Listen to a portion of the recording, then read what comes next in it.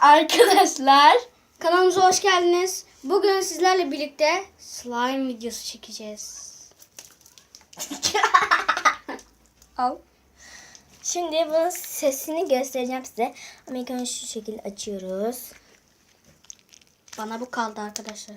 Aslında ilk video çektiğimizde sesi biraz şey geliyor yani. Bize göre sesi çıkmıyormuş gibi geliyor ama kamerada çok güzel çıkıyor. Sonra izliyoruz biz bunları.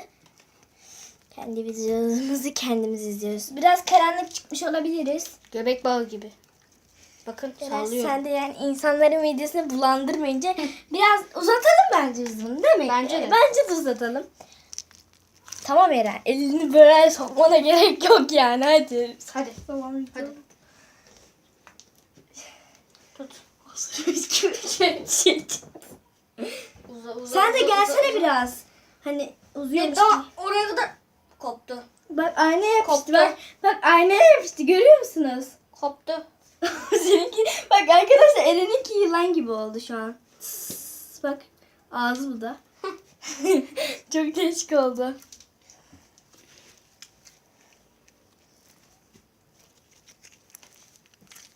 Ya bunlar bak ilk aldığımda bunların sesi daha güzel çıkıyordu. Ama şimdi çıkmıyor. Hayır burnumuzla gösterin. Evet. Bak ben burnumla çok güzel yapıyorum arkadaşlar. Dur. Dur olmuyor. Şimdi çık bir de ben yapayım. Bak sesi. Görüyor musunuz? Ay duyuyor musunuz? Ben videodan çekiliyorum şimdi. Arkadaşım geliyor videoya. Şimdi. Kendisinin ismi de iğrenç. Al bunu da al bari yarısını al. Ya havle ve la. Ben de çıkayım tavşan gibi. Eren burnunu sokacak mısın artık bir işe? Sokacağım. Sokacağım.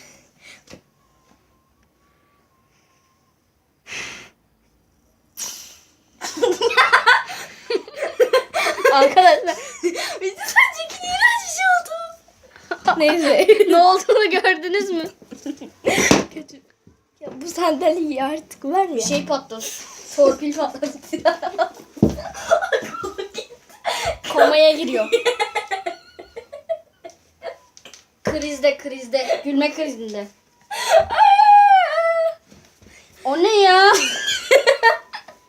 Deve kuşunun sesi gibi. O yan taraftaki tavuklardan geliyor.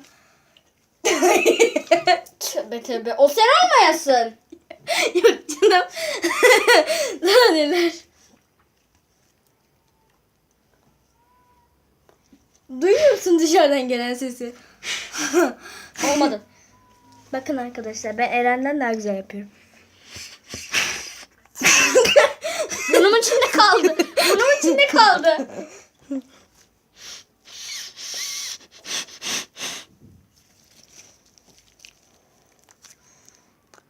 Eren hayalet gibi çıktın. Hayalet. Videonun işine ettik yani gerçekten. Adı üstünde video. Bak Eren gözün nereden çıktı? Ben maskeli kızım ama yeşil maskeli kız. Uğur böceği kızı değil. Aa! Yüzüme yapıştı. Yüzüme yapıştı. Bitiyor kapat. Kapatamam. Neyse arkadaşlar. Kendinize iyi bakın. Kanalımıza abone olmayın. Hepinize görüşürüz. Bay bay.